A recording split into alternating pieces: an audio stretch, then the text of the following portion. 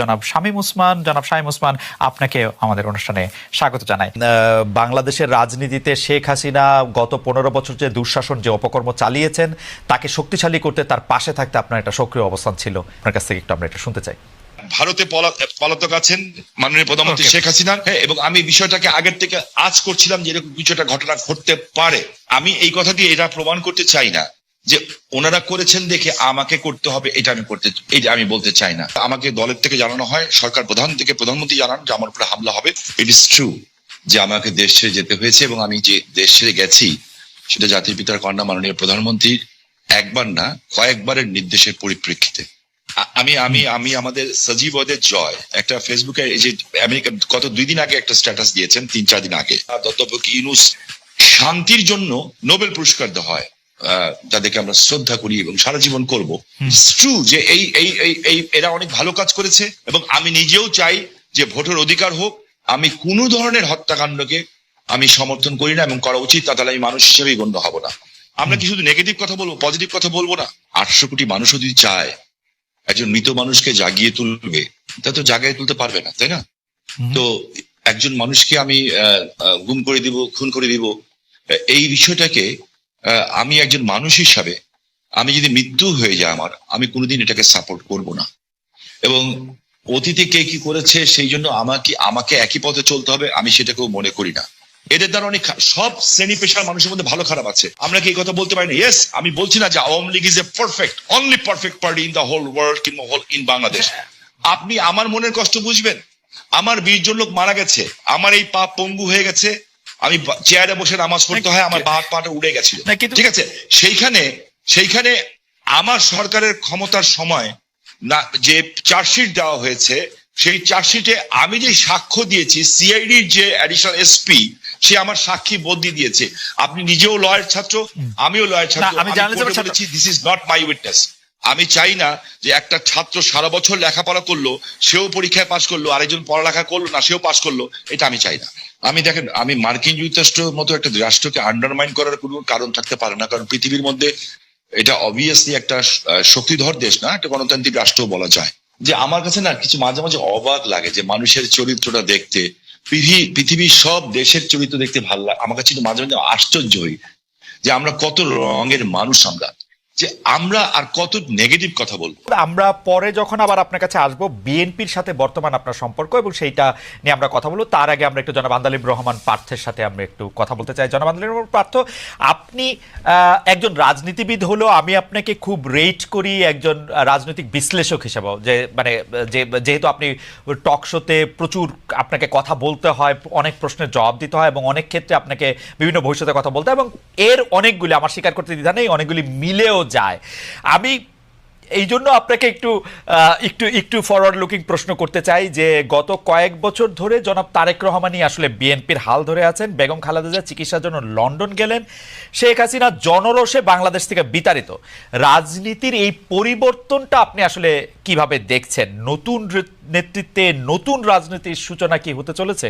বিশেষ করে 90-এর পর যদি আমরা আওয়ামী লীগ ও বিএনপির শাসনকাল যদি বিশ্লেষণ করি, সরকারে বা ক্ষমতায় এলে মানে এটা একটা এই প্রশ্ন বারবার হচ্ছে যে তারা যে গণতান্ত্রিক থাকবেন, কর্তৃত্ববাদী হবেন না, সেরকম কি মনে হচ্ছে? মানে এই নেতৃত্বে যারা আছেন, এটা তো অবশ্যই ঠিক, জনাব তারেক রহমানই আসলে 20-22 বছর ধরে অন্ততপক্ষে দলের ডেপুটির হালটি ধরে আছেন, কিন্তু মানে এই নেতৃত্বের ক্ষেত্রে কি কোনো পরিবর্তন আসছে? ব্যক্তি মানুষ না, আদর্শের, দৃষ্টিভঙ্গির আপনি কিভাবে দেখছেন? একটু আপনাকে ধন্যবাদ খালেদ, আপনি তো অনেক ওয়াইড একটা প্রশ্ন করেছেন আমাকে। আমি একটু ব্যাকগ্রাউন্ডে যাব। দেখুন, আপনি সমষ্টিগতভাবে যদি বাংলাদেশের রাজনীতির অবস্থা দেখেন, গত 17 বছরে যে একটা ভীতির সংস্কার, ভীতির একটা সংস্কৃতি আমাদের রাজনীতিতে ছিল, যার কারণে 17 বছর কিংবা 20 বছরে ভালো মানুষগুলি রাজনীতি থেকে দূরে সরে যায়। এই কারণে অফকোর্স একটা ভ্যাকুয়াম সৃষ্টি হয় রাজনীতিতে, কারণ 17 বছর আপনি জানেন যে কোনো রাজনীতি করতে গেলেই একটা গুম খুনের একটা ধারণা ছিল, বা মানুষ রাজনীতিবিদদের উপরে কেন জানি এমন, মানে কেন জানি বলবো না, মানুষের যথেষ্ট রিজন ছিল রাজনীতিবিদদের থেকে দূরে সরে যাওয়া। এবং বলে না যে জোকাররা যখন পার্লামেন্টে যায় তখন জোকাররা মেম্বার অফ পার্লামেন্ট হয় না, পার্লামেন্টটা সার্কাস হয়ে যায়। গত 3টা বছর, তিনটা টার্ম অনেকটা এরকমই একটা অবস্থান ছিল। তো তো এ কারণে আর তারেক রহমান সাহেবকে নিয়ে আপনি যে কথাটা বললেন, উনি গত 10, 12, 15 বছরে যেভাবে বিএনপি কে বিদেশে বসে যেভাবে নেতৃত্ব দিয়েছেন এবং নিচ থেকে ওপর পর্যন্ত, সত্যি কথা বলতে উনি আওয়ামী লীগের মাথা খারাপ করে দিয়েছেন। যে বাইরে থেকে সাংগঠনিকভাবে উনার যে নেতৃত্ব ছিল, ন্যাচুরালি বিএনপি ভাঙতে পারেনি, বিএনপি পথচ্যুত হয়নি বা অন্যদিকে যায়নি। তো সেই ক্ষেত্রে দলের মধ্যে এবং আমি মনে করি সারা বাংলাদেশে ওনার একটা আলাদা গ্রহণযোগ্যতা আসছে। এখন বিএনপি সামনের দিকে যদি ক্ষমতায় আসে, তাহলে বিএনপি কি করবে সেটা নির্ভর করে সত্যি কথা বলতে বিএনপির সমষ্টিগতভাবে বিএনপির মানসিকতার উপরে। বিকজ আপনার ডেমোক্রেসি তো অ্যাকচুয়ালি ইজ আ মাইন্ডসেট। আপনি আপনার বিরুদ্ধের কথাকে সুযোগ দিলে ডেমোক্রেসি থাকবে, আর সুযোগ যদি আপনি না দেন তাহলে ডেমোক্রেসি থাকবে না। তো এটা সম্পূর্ণরূপে একটা মাইন্ডসেটের ব্যাপার। এখন বিএনপি যদি ওনার কর্মকাণ্ডে বা বিএনপির কর্মকাণ্ডে যদি সেই রিসিপিয়েন্ট বা ওই রিসিভিং এন্ডে থাকতে পারে বা ওই মানসিকতা থাকতে পারে, এবং এই 17 বছর এত কিছু দেখার পরে যে আপনার রাষ্ট্র পরিচালনায় ব্যর্থতা বা পতন, বা যেটা পতন বলবো না, আওয়ামী লীগের তো, যেটা আমি আপনাকে আনঅফিসিয়ালিও বলেছি যে আওয়ামী লীগ এমন একটা রাজনৈতিক দল যার বাংলাদেশে শুধু রাজনৈতিক পতন হয় না, এই সামাজিক পতনও হয়েছে। যে এই ধরনের সামাজিক পতন আগে হয়নি, বিকজ আওয়ামী লীগের অবস্থানটা, আওয়ামী লীগের অ্যাট্রসিটিটা, আওয়ামী লীগের দুর্নীতি বা সবকিছু একটা হাউস ওয়াইফের কাছে, একটা সাধারণ শিশুর কাছেও চলে গিয়েছিল, এবং এই লাস্টে যে এই গণহত্যাগুলি। তো আমি সেটাই বলবো যে এখন তো আর নির্দিষ্ট শত্রু লাগবে না আমাদের পতনের জন্য। আমরা যদি আওয়ামী লীগ থেকে শিক্ষা না নেই, আমরা যদি ডেমোক্রেসি প্র্যাকটিস না করি, তাহলে অদৃশ্য শত্রু আমাদেরকে সেটা করে দিতে পারে। তো আমার মনে হয় ভবিষ্যৎ তো আর আমি বলতে পারবো না, এটা ইস্যুর উপর নির্ভর করে। আজকে পর্যন্ত আমি আমার জায়গা থেকে বিএনপির সাথে যতখানি কথা বলছি, যতখানি রাজনীতি করছি, আমি যথেষ্ট অ্যাকোমোডেটিভ। এবং আপনি যদি ইদানিংও দেখেন বিএনপির 31 দফা থেকে আরম্ভ করে অন্য সবকিছু, বিএনপি আমাদের সবার সাথেই কথা বলছে, সবার কাছ থেকে ড্রাফট নিচ্ছে, সবার কাছ থেকে উপদেশ নিচ্ছে, তারপর ওনারা এটা বাস্তবে আসছে। তো আমি যথেষ্ট অ্যাকোমোডেটিভ নেচার বিএনপির দেখতে পাচ্ছি। সো ইনশাল্লাহ আমি প্রোগ্রেসিভ থিঙ্কিং, আমি মনে করি আর খারাপ কি হবে, ইনশাল্লাহ ভালোই হবে। এখনকার গুম খুন নিয়ে আপনি আসলে কি বলবেন? যে সরকারের জায়গা থেকে এটি বারবার অস্বীকার করা হচ্ছে, কিন্তু এটি একটি বাস্তবতা। এই বাস্তবতাকে শামীম ওসমান কিভাবে দেখে, আমাদের যদি খুব সংক্ষেপে একটু বলতেন।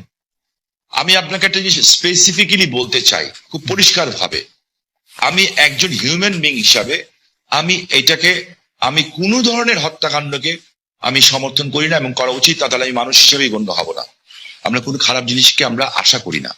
আমার যে বক্তব্যটা হচ্ছে, আমি কোনো কিছু গোপন করে কথা বলতে শিখি নেই, কারণ আমি সাদাকে সাদা বলার, কালাকে কালো বলার। বাট আমার তার আগে আপনার মাধ্যমে, খালেদ ভাই, আমি কালকে বাঁচবো না জানি না, আপনি একটা ভালো জায়গায় আছেন, জার্মানি একটা ডয়েচ টেলিভিশনের সাথে আছেন। আমি আপনার কাছে অ্যাপিল করছি, রিকোয়েস্ট করছি, যদি অ্যাম্বাসাডারদের সাথে কথা বলতে পারি, কিংবা বিদেশে যেয়ে যদি বড় বড় মন্ত্রী মিনিস্টারের সাথে কথা বলতে পারি, আমি কিছু অভিযোগ দিব। নারায়ণগঞ্জে 7 মার্ডার হলো, আমি কিন্তু উইদিন 45 মিনিটসের মধ্যে, 45 মিনিটের মধ্যে দেশের সর্বোচ্চ জায়গায় আমি এই খবরটা পৌঁছেই দেই, কারণ আমার কাছে খবর এসেছিল যে এই ঘটনা র্যাব দ্বারা সংঘটিত হয়েছে, র্যাবের কিছু মানুষ দ্বারা সংঘটিত হয়েছে, এই মেজর আরিফ সহ এরকম যারা আছে। বিকজ তারা ডিস্ট্র্যাক্ট হয়ে গেছিল, যেহেতু আমি এলাকার মানুষ, আমাকে সবকিছু খবর রাখতে হয়, এবং আমি স্বরাষ্ট্রমন্ত্রী মহোদয়কেও জানিয়েছিলাম বিষয়টা, যে something is going on. But এত বড় দুর্ঘটনা হবে এটা আমি বুঝতে পারিনি। কিন্তু দেখেন, যখন এই ঘটনা ঘটলো, আমি কিন্তু আমার ভয়েস রেজ করেছি, এবং এই জন্য আমার জীবনের শঙ্কা ছিল। জনাব শামীম ওসমান, আপনার নিশ্চয়ই মনে আছে একরামুল বলে চট্টগ্রামের একজন কাউন্সিলর, তার মেয়ে যখন বলছিল বাবা তুমি কান্না করছো যে, এবং তারপরে যখন তাকে গুলি করে হত্যা শব্দ আমরা শুনলাম, সেই সময়ের মধ্যে কিন্তু আমরা অনেকেই বলছিলাম যে এইখানেই এটি শেষ হওয়া উচিত, কিন্তু এটি আসলে শেষ হয় নাই। জনাব শামীম ওসমান। জি, আমি আপনার সাথে 100% একমত। একজন মানুষকে আমি গুম করে দিব, খুন করে দিব, এই বিষয়টাকে আমি একজন মানুষ হিসাবে, আমি যদি মৃত্যু হয়ে যায় আমার, আমি কোনোদিন এটাকে সাপোর্ট করব না। এটার চেয়েও বড় সত্য হচ্ছে, এত বড় বড় উচ্চ পদস্থধারীরা এখনো কিন্তু জেলখানায় আছেন। যেমন বিএনপির নেতা সালাউদ্দিন সাহেব, ওনাকে গুম করা হয়েছে, খুন করা হয়েছে বলা হলো, ঠিক আছে। তো বিএনপি নেতা সালাউদ্দিন সাহেবকে তো পাওয়া গেল ভারতে। আমার চোখের সামনে যখন নারায়ণগঞ্জে একটা পরিবার আগুন দিয়ে বাসে পুড়িয়ে মেরে ফেলা হলো, আমার চোখের সামনে নারায়ণগঞ্জের যাত্রাবাড়িতে বাসে শুয়েছিল ড্রাইভার আর কন্ট্রাক্টর, তাকে আগুন দিয়ে পুড়িয়ে মারে হলো। ওস্তাদকে মাথা দিয়ে যে কন্ট্রাক্টর পুড়ে ফেলো, 85 জন মানুষকে পুড়িয়ে ছাই করে দেওয়া হলো, এটার নাম রাজনীতি? আর তাদের বিচার হলো না কেন? যারা আগুন সন্ত্রাস করলো এই দেশে, যারা পুলিশকে পুড়িয়ে মারলো, সাংবাদিককে পুড়িয়ে মারলো, কিন্তু- জজ করে বোম মারলো এবং বিভিন্ন স্কুল সেন্টার কিন্তু উড়িয়ে শামীম দিল, ভাই, শামীম ভাই, আমি এই সরকারের কাছে প্রশ্ন রাখতে চাই। আমি